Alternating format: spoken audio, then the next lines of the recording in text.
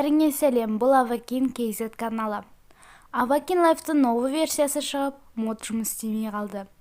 Мен бұл видеода модты қалай жұмыс істеу керек екенін көрсетемін. Бірінші YouTube'қа кіріп, Noobstar Official деп іздейміз.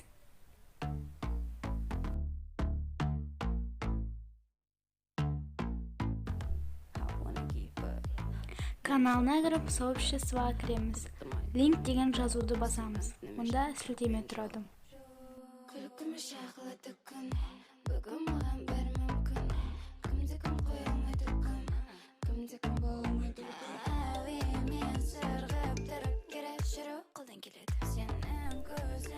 Fast домлаундты баспаймыз. Олай болса басқа бірдеме басылып кетеді. Егер де бұл видео сіздерге пайдалы болса, лайк қоямыз және де жазыламыз. Сау болыңыздар.